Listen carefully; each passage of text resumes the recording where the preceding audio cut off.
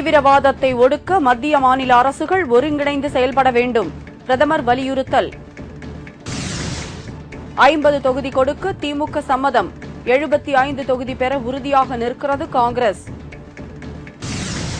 Spectrum லைசன்ஸ்களை ரத்து செய்ய முடியாது. உச்சநீதிமன்றம் அறிவிப்பு. பில்லி சூன்யம் வைக்க துடிக்கிறார்கள். வெளியே நடமாட பயமாக இருக்கிறது. எடியூரப்பா பீதி.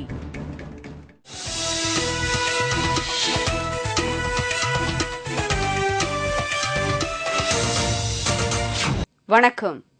விரிவான செய்திகள். உள்நாட்டு பாதுகாப்பிற்கு மத்திய அரசும் மாநில அரசுகளும் ஒருங்கிணைந்து செயல்பட வேண்டும் என்று பிரதமர் மன்மோகன் சிங் வலியுறுத்தியுள்ளார். உள்நாட்டு பாதுகாப்பிற்கான முதலமைச்சர்கள் ஆலோசனைக் கூட்டம் பிரதமர் மன்மோகன் சிங் தலைமையில் இன்று புதுடெல்லியில் நடைபெற்றது. மாநாட்டில் பேசிய பிரதமர், தீவிரவாத செயல்பாடுகள் நாட்டின் அமைதிக்கு பெரும் அச்சுறுத்தலாக உள்ளது என்று தெரிவித்தார். சமீப காலத்திய அரசின் நடவடிக்கைகள் காரணமாக தீவிரவாத செயல்கள் பெருமளவில் குறைந்துவிட்டதாகவும் அவர் கூறினார். மாவோ தீவிரவாதம், எல்லை தாண்டிய பயங்கரவாதம் ஆகிய இரு தீமைகளும் ஒடுக்கப்பட வேண்டியவை என்று பிரதமர் குறிப்பிட்டார். வகுப்புவாத வன்முறைகள், தீவிரவாதம் போன்றவற்றை ஒடுக்க மத்திய மாநில அரசுகள் ஒருங்கிணைந்து பாடுபட வேண்டியதன் அவசியத்தை மன்மோகன் சிங் வலியுறுத்தினார். தீவிரவாத தாக்குதல்கள் தற்போது குறைந்து இருப்பதாகவும் அவர் தெரிவித்தார். திமுக கூட்டணியில் காங்கிரசிற்கு எத்தனை சீட் என்பது இன்னும் இழுபறியாகவே உள்ளது. காங்கிரசிற்கு 50 சட்டமன்ற தொகுதிகளை ஒதுக்கினால் போதும் என்பது திமுக தரப்பினரின் கருத்து.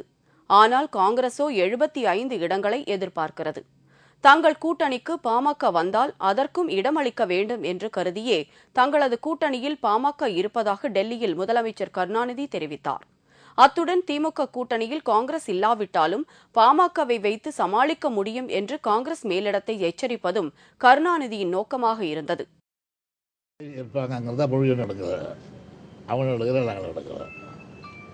ஆனால் கருணாநிதியின் தந்திரத்தை புரிந்து கொண்ட ராமதாஸ், திமுக கூட்டணியில் பாமக சேருவது குறித்து முடிவு எடுக்கப்படவில்லை என்று அறிவித்து திமுகவின் குட்டை அம்பலப்படுத்திவிட்டார். இந்த நிலையில் டெல்லியில் சோனியா காந்தியை 45 நிமிட நேரம் கருணாநிதி சந்தித்து பேசியுள்ளார்.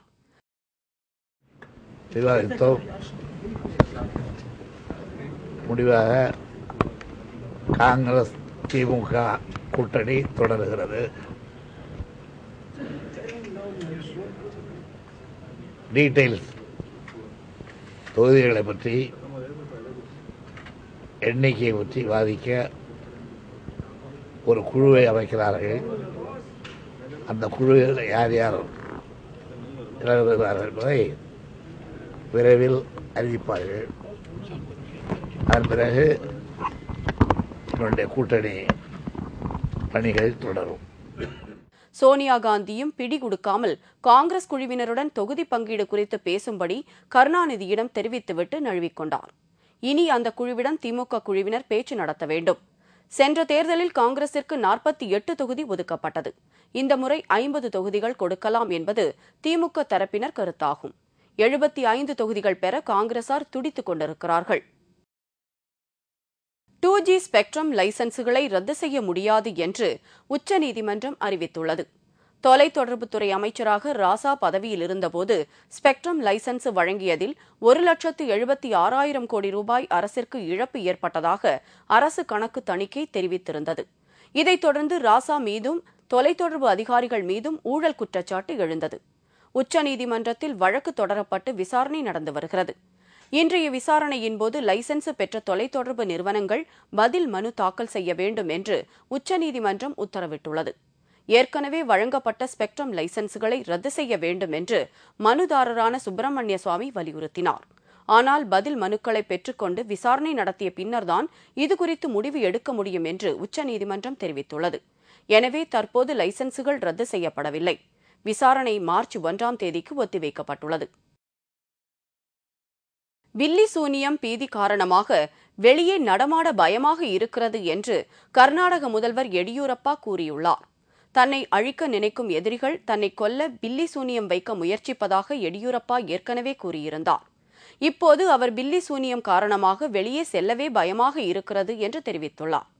கடவுளை மட்டுமே நம்புவதாகவும் அவர் காப்பாற்றுவார் என்றும் எடியூரப்பா உருக்கமாக கூறியுள்ளார். முறையற்ற விசா மூலம் அமெரிக்கா சென்றுள்ள இந்திய மாணவ மாணவிகளின் கால்களில் கண்காணிப்பு கேமரா பொருத்தப்பட்டிருக்கும் விவகாரத்தை பாஜக உள்ளிட்ட எதிர்க்கட்சிகள் கையில் எடுத்துள்ளன. கல்வி விசா மூலம் தங்கள் நாட்டிற்கு வரும் பலர் கல்வியை கைவிட்டு வேலைகளை தேடிக் கொள்கின்றனர் என்பது அமெரிக்கர்களின் குற்றச்சாட்டு.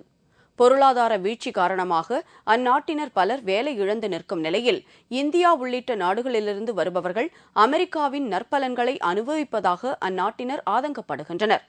இதனை அடுத்து அமெரிக்க அதிகாரிகளின் பார்வை கல்வி நிறுவனங்கள் பக்கம் திரும்பியுள்ளது. கல்வி விசா மூலம் அமெரிக்கா சென்று அங்குள்ள பல்வேறு மாகாணங்களில் வேலை செய்து வரும் இளைஞர்களை சுற்றி வளைத்து கைது செய்யும் நடவடிக்கையில் அமெரிக்கா ஈடுபட்டுள்ளது. அவ்வாறு கைது செய்யப்பட்டுள்ள இளைஞர்களின் கால்களில் கண்காணிப்பு கேமராக்களை பொருத்தியுள்ளது அமெரிக்கா. இதற்கு பாரதிய ஜனதா கட்சி கடும் எதிர்ப்பு தெரிவித்துள்ளது. தலைநகர் டெல்லியில் அந்த கட்சியினர் இதனை கண்டித்து போராட்டத்தில் ஈடுபட்டுள்ளனர். அமெரிக்காவில் இந்திய மாணவர்கள் அவமானப்படுத்தப்படுவதாகவும் இதனை அந்நாடு நிறுத்திக் கொள்ள வேண்டும் எனவும் மத்திய அரசு கோரிக்கை விடுத்துள்ளது. இதற்கு பதிலளித்துள்ள அமெரிக்க தூதரக அதிகாரிகள் விசாரணை கைதிகளின் கால்களில் கண்காணிப்பு கேமராக்கள் பொருத்துவது அமெரிக்காவிற்கு புதிதல்ல, சிறையில் அடைப்பிற்கு பதிலாக இந்த வழிமுறை பின்பற்றப்படுவதாகவும் தெரிவித்துள்ளனர். நாட்டின் பணவீக்க விகிதம் விரைவில் குறையும் என்று மத்திய நிதியமைச்சர் பிரணாப் முகர்ஜி நம்பிக்கை தெரிவித்துள்ளார். காய்கறிகள் மற்றும் உணவுப் பொருட்களின் விலை தொடர்ந்து அதிகரித்த வண்ணம் உள்ளது. பெட்ரோல், டீசல் விலை அடிக்கடி உயர்த்தப்படுவதால் உணவுப் பொருட்களின் விலை அதிகரித்து வருகிறது. இந்த நிலையில் மேற்கு வங்க மாநிலத்தில் நிகழ்ச்சி ஒன்றில் பேசிய மத்திய நிதியமைச்சர் பிரணாப் முகர்ஜி உணவுப் பொருட்களின் விலை உயர்வை கட்டுப்படுத்த மத்திய மாநில அரசுகள் உழைத்து வருவதாகவும் விரைவில் விலைகள் குறையும் என்றும் தெரிவித்தார். பொருட்களின் விலை உயர்வு மத்திய அரசின் பணக் கொள்கையால் வருவதில்லை என்றும் தட்டுப்பாடு காரணமாகவே வருகிறது என்றும் தெரிவித்த நிதியமைச்சர் இதுகுறித்து மாநில முதல்வர்களுக்கு கடிதம் எழுதியிருப்பதாகவும் தெரிவித்தார். தமிழ்நாட்டில் மின்சார தட்டுப்பாடு தொடரும் என்று தமிழக அரசு அறிவித்துள்ளது. சென்னையில் அரசு தலைமைச் செயலகத்தில் ஒரு நிகழ்ச்சியில் பேசிய மின்சாரத்துறை அமைச்சர் ஆற்காடு வீராசாமி தமிழ்நாட்டில் 1500 மெகாவாட் மின்சார பற்றாக்குறை உள்ளதாக தெரிவித்தார். சூரிய சக்தியை கொண்டு மின்சாரம் உற்பத்தி செய்யும் திட்டங்கள் தொடர்ந்து நடைபெறுவதாக அவர் கூறினார். மின் உற்பத்தி நிலையங்களை தொடங்க தனியாருக்கு அனுமதி வழங்கியும் அவர்கள் இன்னும் எந்த உற்பத்தியையும் தொடங்கவில்லை என்றும் அமைச்சர் கூறினார். எனவே தமிழகத்தில் மின்சார தட்டுப்பாடு மே மாதம் வரை தொடரும் என்று ஆற்காடு வீராசாமி குறிப்பிட்டார். தமிழக மீனவர்கள் மீது இலங்கை கடற்படை தாக்குவது தடுத்து நிறுத்தப்படும் என்று பிரதமர் மன்மோகன் சிங் கூறியுள்ளார். மதிமுக பொதுச் செயலாளர் வைகோ சென்ற மாதம் மன்மோகன் சிங்கை சந்தித்து மீனவர் பிரச்சினை பற்றி ஆலோசனை நடத்தினார். இதனிடையே நாகை மாவட்டத்தைச் சேர்ந்த ஜெயக்குமார் இலங்கை கடற்படையால் கொல்லப்பட்டார். இந்த நிலையில் வைகோவிற்கு பிரதமர் எழுதிய கடிதத்தில் நமது குழுவினர் இலங்கை அரசுடன் தமிழக மீனவ பிரச்சினை குறித்து விவாதித்து இந்திய மீனவர் நலனை காக்க நடவடிக்கை எடுக்கப்படும் என்று தெரிவிக்கப்பட்டுள்ளது. இத்துடன் செய்திகள் நிறைவடைந்தன. தலைப்புச் செய்திகள் மாலை 6 மணிக்கு. உங்கள் பிரச்சினைகளுக்கு உடனடி தீர்வு காண 30134600 என்ற கேப்டன் டிவியின் தொலைபேசி எண்ணுக்கு தொடர்பு கொள்ளுங்கள். வணக்கம்.